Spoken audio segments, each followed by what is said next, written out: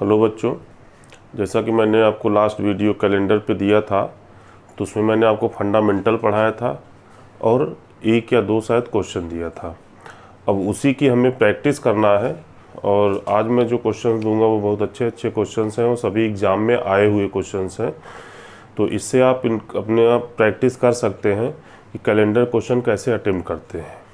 ठीक है, तो देखिए हमारा पहला क्वेश्चन है। मैंने कोशिश किया कि इसमें हिंदी और इंग्लिश दोनों लिखा जाए, हालांकि बोर्ड मेरा इस समय छोटा है तो थोड़ी दिक्कत हो रही है, लेकिन फिर भी प्रयास करते हैं। चलिए देखते हैं। प्रश्न ये कहता है कि देखिए इंग्लिश में क्या है कि if 5th January 1991 was Saturday, then what day of the week was it on 4th March 1992। 4th March 1992, ये 5th मार्च एंड 4th मार्च, ये आपको देखना है। ठीक है, यानी कि 4th मार्च यानी प्रश्न ये है कि यदि 5 जनवरी 1991 शनिवार था तो 4 मार्च 1992 कौन सा दिन था। ठीक है, ये प्रश्न आपको बताना है।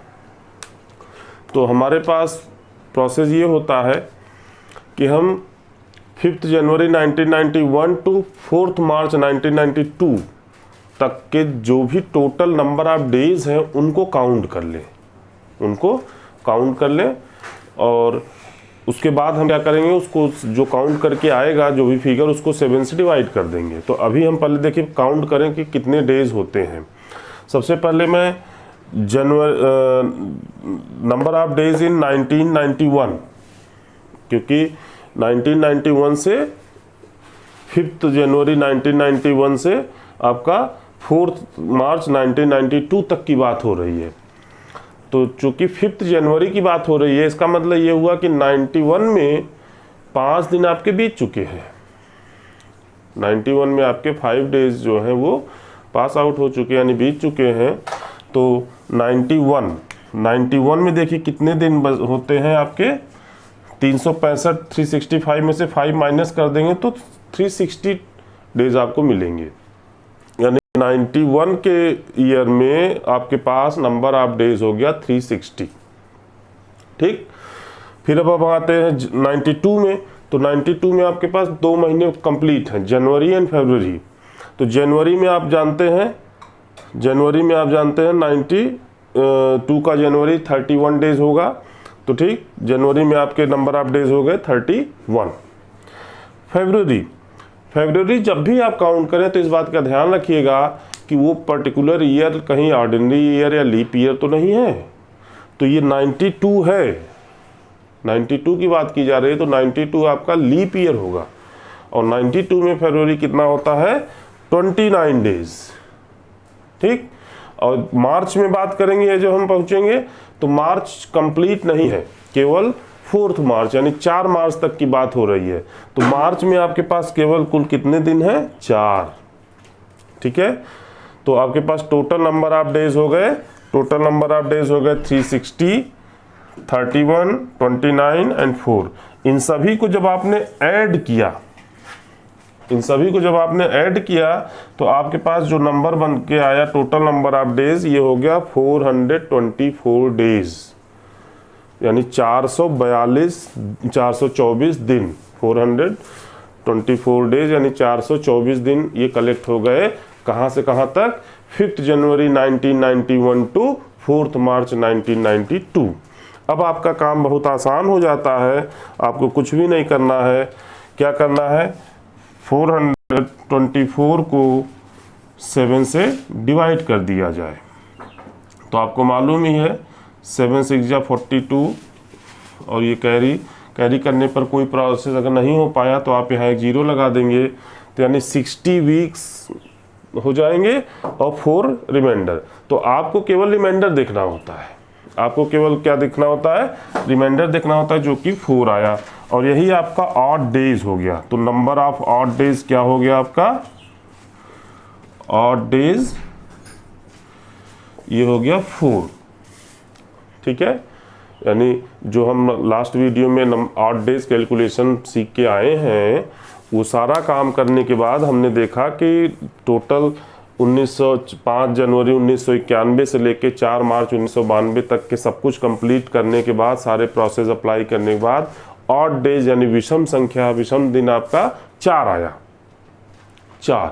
तो अब आपके उनसे पूछा जाए कि कौन सा दिन होगा, तो 4 का मतलब ये हुआ कि यहाँ पे देखिए सैटरडे बोला गया है।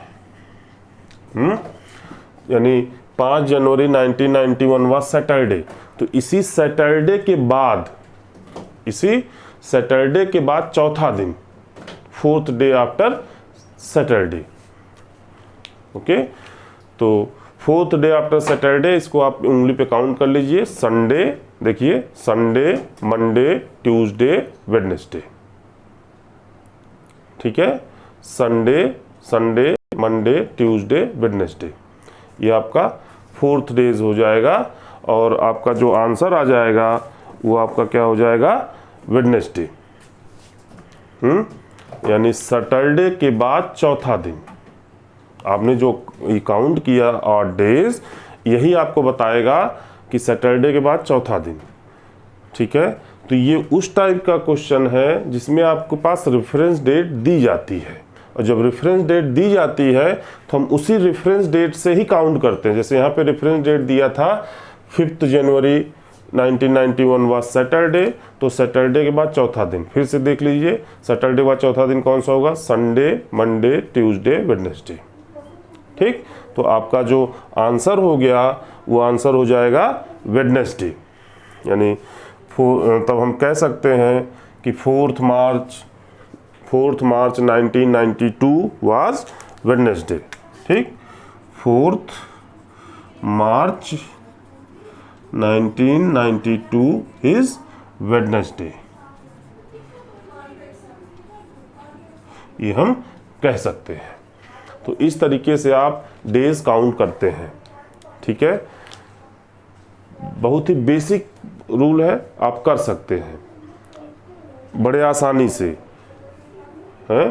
तो हम इसके बाद अगले क्वेश्चन में देखेंगे, कुछ और 1-2 प्रैक्टिस लेंगे। ये वो क्वेश्चन है जिसमें रेफरेंस डेट दी जाती है। हम जब वो ऐसा कोई क्वेश्चन देंगे जिसमें रेफरेंस डेट नहीं दी जाती है तो हम दूसरी बात करेंगे। ठीक, ओके। हाँ बच्चों, तो इस प्रश्न को देखिए, ये भी बहुत अच्छा प्रश्न है और ये एसएससी में आया हुआ प्रश्न है। ये देखिए क्या कहता है, if Republic Day in 1996 was on Friday, तो on which day in 2000 Independence Day was celebrated. का मतलब ये है कि यदि 1996 में गणतंत्र दिवस शुक्रवार को था तो सन 2000 में स्वतंत्रता दिवस किस दिन मनाया गया था। ठीक है, यानी सिंपल सी बात है कि 26 January in 1996 was on Friday. ठीक है, ये वाज ऑन फ्राइडे। तो what day of the week was on 15th August 2000। ठीक है, 15th अगस्त 2000। यानी अगर 26 जनवरी 1996 शुक्रवार को था तो 15 अगस्त 2000 कौन सा दिन रहा होगा, ये हमें बताना है। तो जैसा पिछले प्रश्न में हमने किया था कि सारे टिल इंटरवल जो भी प्राइमरी डेट और फाइनल डेट के बीच जितने नंबर ऑफ डेज थे वो हमने काउंट कर लिया था और तब उसको 7 से डिवाइड कर दिया था। ठीक है, तो उस तरीके से किया था। हमको फाइनली ऑड डे कैलकुलेट करना होता है। हमें फाइनली ऑड डे कैलकुलेट करना होता है, तो हम कई प्रोसेस से कर सकते हैं। अब एक प्रोसेस ये भी है कि यहाँ पे भी मैं ये आपका 26 जनवरी 1996 से लेकर के 15 अगस्त 2000 तक के सभी नंबर ऑफ डेज कैलकुलेट कर दूं और उसको 7 से डिवाइड कर दूं तो ऑड डे मिल जाएगा। तो यहाँ पे चूंकि कई साल आ जाते हैं, कई साल आ जाएंगे, तो आपके जब नंबर ऑफ डेज कैलकुलेट करेंगे तो वो बहुत बड़ा हो जाएगा, वो बहुत बड़ा हो जाएगा। और तब आपको उतना बड़ा फिगर जोड़ना, फिर उसको डिवाइड करना, फिर ये सब काफ़ी टाइम लगेगा। आपको मालूम है कि ऑर्डिनरी ईयर यानी साधारण वर्ष में जो ऑड डे होता है वो 1 होता है, और लीप ईयर में ऑड डे जो होता है वो 2 होता है। ये हम लोग अपने पहले वीडियो में पढ़ चुके हैं, मैं उसको दे चुका हूँ। तो हम यहाँ क्या करेंगे कि सभी पर्टिकुलर डे ईयर्स के डायरेक्ट ऑड डे लिख देंगे। हम कहें 365 365 365 4-5 बार करके जोड़ें, करीबन 1600-1700 1500-1600 1700 दिन हो जाएगा, उसको फिर 7 से भाग दें, अपना सिर दर्द न बढ़ाएं।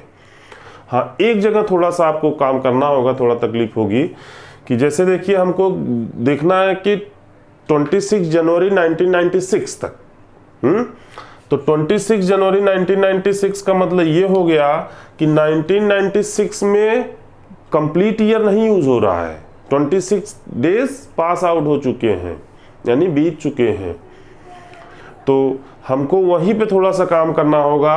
तो आपके जो 365 दिन होते हैं, 365 डेज, उसमें से आप 26 माइनस कर दीजिए, उसमें से आप 26 माइनस कर दीजिए, और तब जो बचेगा उस नंबर को आप 7 से डिवाइड कर दीजिए। ठीक है, तब जो बचेगा आपको उस नंबर को आप 7 से डिवाइड कर दीजिए।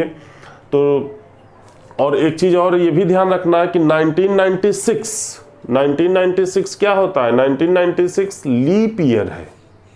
इस बात को ध्यान रखिएगा, इस बात को ध्यान रखिएगा कि 1996 एक लीप ईयर है। तो लीप ईयर जब होगा तो आपको 1996 में देखिए कितने दिन आपको मिलेंगे। 1996 में आपको कितने दिन मिलेंगे, 366 माइनस 26, क्योंकि ये आपका 1996 में डेज होंगे। तो ये आपका क्या होगा कि 1996 चूंकि लीप ईयर होगा, तो लीप ईयर में 365 डेज ना होकर 366 डेज होते हैं, और 366 माइनस 26 जब आप करेंगे तो आपके पास आएगा 340 डेज। ठीक है, 340 डेज जब आपके पास आएगा तो अब आपको इस नंबर को 7 से डिवाइड करना है, और जब आप इस नंबर को आप 7 से डिवाइड करेंगे 340 को, तो जो फाइनली आएगा ये आपका होगा 48 वीक्स प्लस 4 ऑड डे। ये मैंने पहले कर रखा है ताकि हमारा टाइम बचे, वीडियो में उतना टाइम न ज़्यादा यूज़ हो। आपको बस ये ध्यान देना है 1996 के लिए ऑड डे कैलकुलेट करना है, तो वहाँ थोड़ा सा आपको मेहनत करना होगा। तो क्या करना है, चूंकि 1996 डेज एक लीप ईयर है, एक लीप ईयर है, तो ये आपका कितना हो जाएगा, 366 माइनस 26। अगर ये ऑर्डिनरी ईयर होता तो 365 माइनस 26 करते। चूंकि ये लीप ईयर है इसलिए 366 माइनस 26 तो 340 को जब आपने 7 से डिवाइड किया, अब इतना तो आपको आता ही है, तो आपके पास 48 टाइम जाएगा जो कि आपके कंप्लीट वीक्स हो जाएंगे, और 4 डेज जो बचेगा एज अ रिमाइंडर वही आपका क्या हो जाएगा, ऑड डेज। ठीक है, अब हम आ जाते हैं, ये 1996 का हो गया। अब 1997 is an ordinary year, clear है। तो जब ये ऑर्डिनरी ईयर है तो ऑर्डिनरी ईयर का लीप ईयर ऑड डे क्या होता है, अब देखिए 1997 में ऑर्डिनरी ईयर है, ऑर्डिनरी ईयर में ऑड डे कितना होता है, 1। ये आपने मालूम है क्योंकि हम कर चुके हैं। 1998 इज आल्सो ऑर्डिनरी ईयर, इसमें ऑड डे 1, यानी आपको कुछ करना नहीं है। 1999 भी ऑर्डिनरी ईयर है, तो यहाँ पे भी ऑड डे 1। ठीक, अब आप 96 से लेके 99 तक के सारे ऑड डे कैलकुलेट कर चुके हैं, उनकी वैल्यू कितनी हो रही है, ठीक है, 1 4 प्लस 1 प्लस 1 प्लस 1 यानी 7 ये हो रही है। इसके बाद जब आप 2000 में जाएंगे, यहाँ पे 15 अगस्त 15 अगस्त 2000, तो 2000 में चूंकि 15 अगस्त तक ही काउंट हो रहा है, पूरा साल नहीं लिया जा रहा है, इसलिए अब आपको मंथ वाइज काउंट करना होगा। अगर ये कंप्लीट लिया गया होता, जैसे आपसे 31 दिसंबर 2000 पूछा जाता तो हम 1 कर देते या 2 कर देते, क्योंकि ये आपका लीप ईयर हो जाता। यहाँ पे चूंकि अगस्त तक ही बात हो रही है तो नहीं, पूरा वर्ष नहीं लिया गया, तब हमारे पास क्या ऑप्शन आता है कि फिर हम मंथ वाइज काउंट करेंगे। अब जनवरी 2000 में देखिए सबसे पहला मंथ क्या होता है, जनवरी। जनवरी कितना होता है, 31 का, ठीक। और जो मंथ 31 के होते हैं, 31 के होते हैं, उनको जब आप 7 से डिवाइड करते हैं तो रिमाइंडर आपके पास क्या बचता है, 3। रिमाइंडर आपके पास क्या बचता है, 3, यानी ऑड डे 3। फरवरी को मैंने बोला है कि जब भी फरवरी आए तो आप ये जरूर चेक करिएगा कि या लीप ईयर है कि ऑर्डिनरी ईयर। लीप ईयर होगा तो फरवरी में ऑड डे 0, ऑर्डिनरी ईयर होगा तो फरवरी में ऑड डे 1। तो चूंकि 2000 एक लीप ईयर है, इसलिए फरवरी में भी ऑड डे आपको मिलेगा 1। उसी तरीके से मार्च में 3, 31 का होता है, अप्रैल 30 का 2, मई 30, 31 यानी 31 का 3, जून 30 का होता है मंथ 2, जुलाई 31 का होता है 3। अब अगस्त में आएंगे तो फिर ध्यान रखना है कि अगस्त कंप्लीट नहीं हो रहा है, अगस्त कंप्लीट नहीं हो रहा है। जब अगस्त कंप्लीट नहीं हो रहा है तो कहां तक लिया जा रहा है, 15 अगस्त तक, 15 अगस्त, ठीक है। तो 15 अगस्त में हमने क्या किया है कि आप चाहते तो 15 भी लेकर लिख सकते थे। आप अगर 15 नहीं लेना चाहते हैं तो हम क्यों लें, क्योंकि हमें तो ऑड डे कैलकुलेट करना है। तो 15 में से 2 वीक्स हटा दीजिए, क्योंकि 15 को जैसे आप 7 से डिवाइड करेंगे, 7 2 जा 14, यानी 2 वीक्स हटा दीजिए। तो 15 डेज में ऑड डे कितना मिलेगा, 1। क्योंकि हम जितना कम छोटा फिगर लेंगे उतना ही हमारे लिए जोड़ना आसान होता है।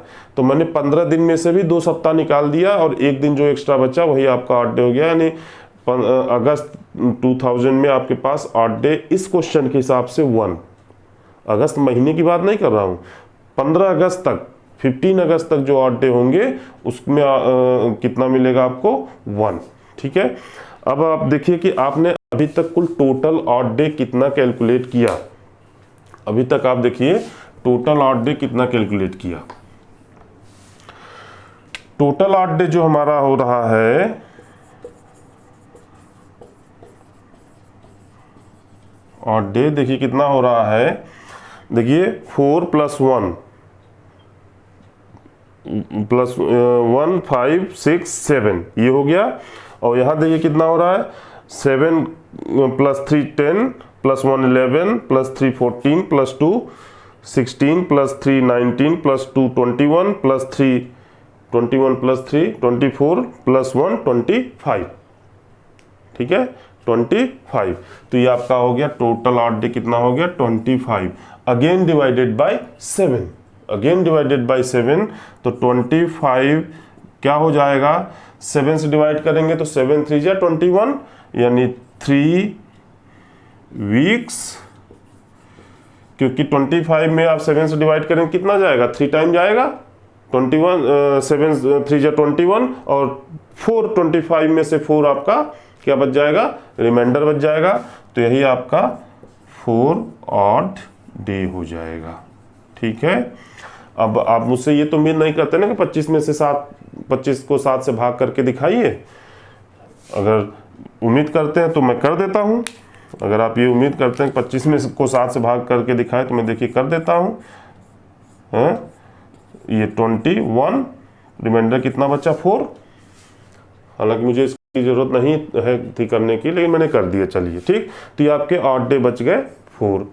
अब आपको क्या करना है, कहाँ से काउंट करना है, वहाँ से काउंट करना है जो रेफरेंस डेट दी गई है। और 15th रिपब्लिक डे इन 1996 क्या था, फ्राइडे, क्या था, फ्राइडे। तो जो आपका डेज होगा, जो आपका आंसर होगा वो क्या होगा, आंसर आपका होगा, देखिए क्या होगा, फ्राइडे + 4th डे। और फ्राइडे के बाद 4th डे कौन सा पड़ेगा, आप इसको फिर से काउंट कर लीजिए अपनी उंगलियों पे, सैटरडे संडे, फिर से देखिए मेरी उंगलियों को, सैटरडे संडे मंडे ट्यूसडे, यानी फ्राइडे + 4th डे आपका क्या हो जाएगा, ट्यूसडे, यानी मंगलवार। क्या आंसर आएगा आपको, आपका आंसर आएगा मंगलवार, ठीक है।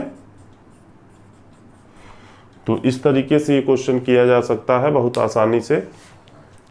अब यहाँ पे यही है कि अगर आपको ऑड डे सब याद है तो आप बहुत तेज़ी से करेंगे, ज़्यादा से ज़्यादा इसको 40 सेकेंड में कर ले आएंगे, वही प्रोसेस। लेकिन जब तक आपके पास प्रैक्टिस नहीं रहेगी तो आप लीप ईयर को भूल जाएंगे, और जैसे ही लीप ईयर भूलेंगे तो वो आप क्वेश्चन गलत हो जाएगा, क्योंकि जहाँ 4-5 साल 6 साल की बात होगी तो उसमें लीप ईयर आ ही जाएगा, उसमें तो कोई ऐसी बात है नहीं।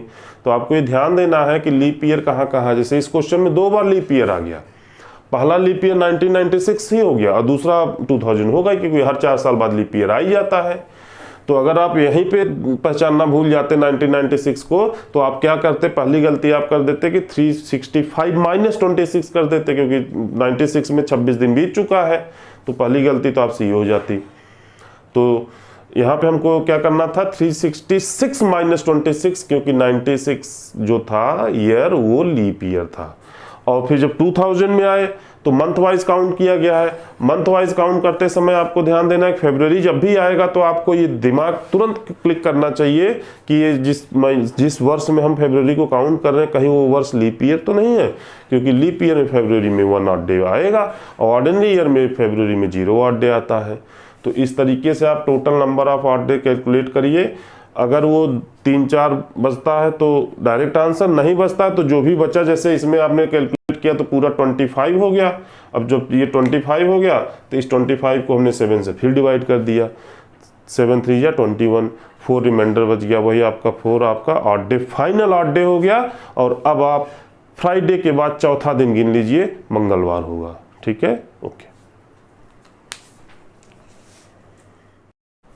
हाँ बच्चों, तो ये प्रश्न देखिए, इस प्रश्न में खास बात है, और वो जब आप पढ़ेंगे तो आपको खास बात समझ में आ जाएगी, क्या खास बात है इसकी। क्वेश्चन कहता है कि if 27 March 1995 was on Monday, then what day of the week was on 1 November 1994। यानी यदि 27 मार्च 1995 सोमवार था तो 1 नवंबर 1994, तो 1 नवंबर 1994 कौन सा दिन होगा। ठीक है, 1 नवंबर 1994 कौन सा दिन होगा, कौन सा दिन था। ओके, तो खासियत देखिए क्या है, शायद कुछ लोग समझ गए होंगे। खासियत ये है कि अभी तक आप लोग जो क्वेश्चन पढ़े वो पीछे से आगे जाता था।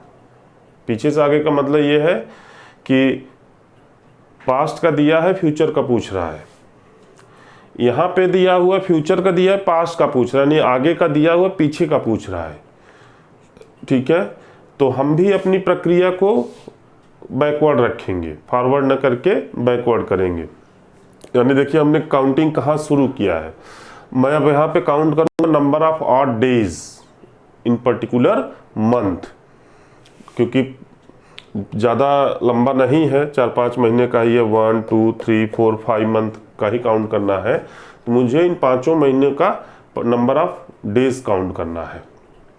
ठीक है, तो देखिए क्या है, देखिए यहाँ पे क्या है कि हम सबसे पहले बात करेंगे कि 27 मार्च 1995 में ऑड डे कितना मिलेगा।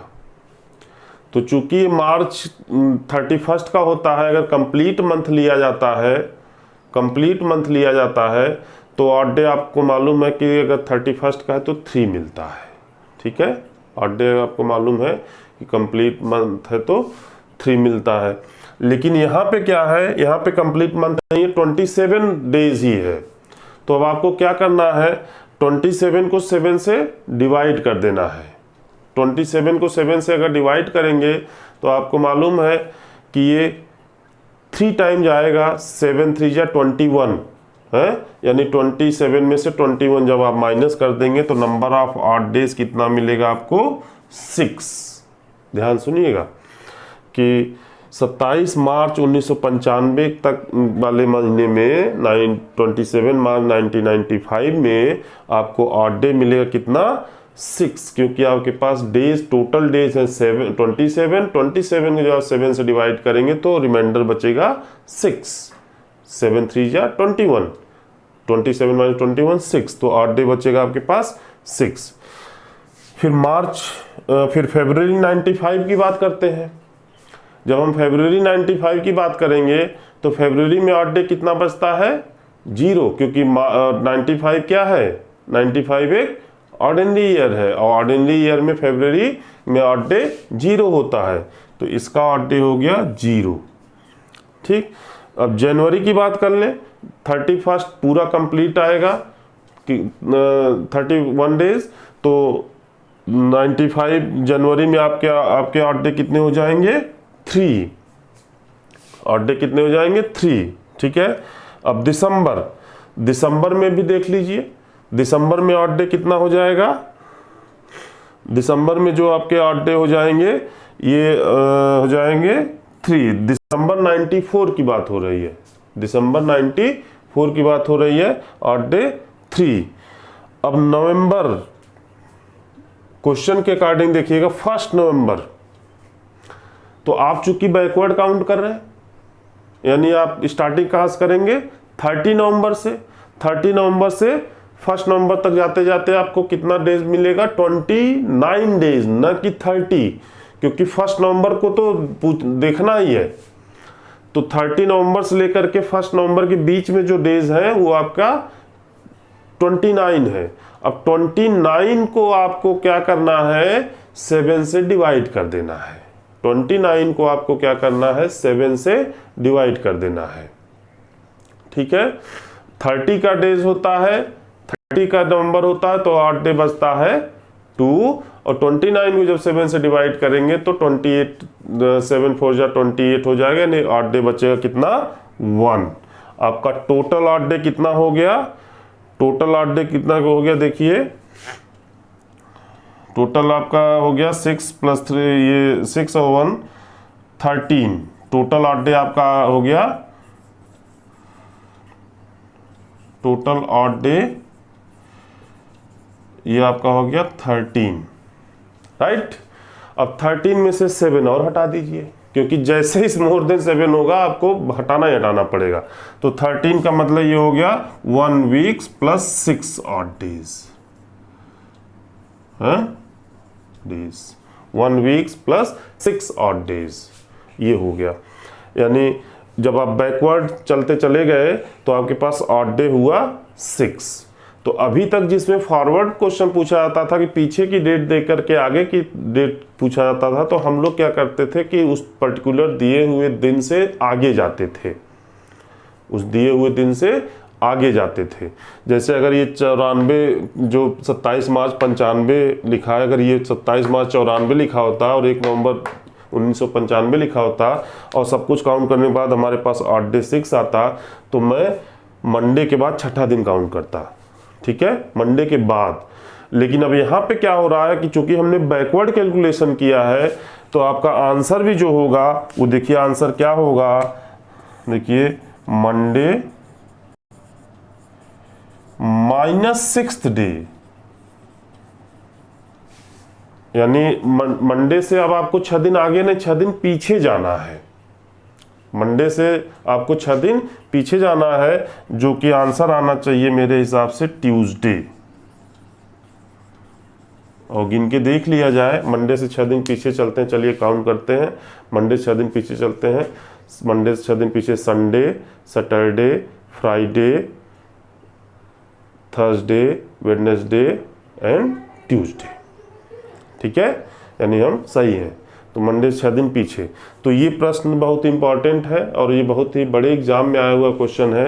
फॉरवर्ड तो बहुत आसानी से कर दिया जाता है, बैकवर्ड क्वेश्चन बहुत कम मिलता है। और जब भी बैकवर्ड क्वेश्चन मिल रहा है तो आपको भी बैकवर्ड कैलकुलेशन करना होगा। जैसे हमने यहाँ पे देखिए 95 से किया, तो 95 से पीछे की तरफ गए, 95, 94, 94। ठीक, हमने कैलकुलेट किया टोटल ऑड डेज, आपके पास कितना आया? 6। तो हम मंडे +6 डे नहीं करेंगे, मंडे -6 डे करेंगे।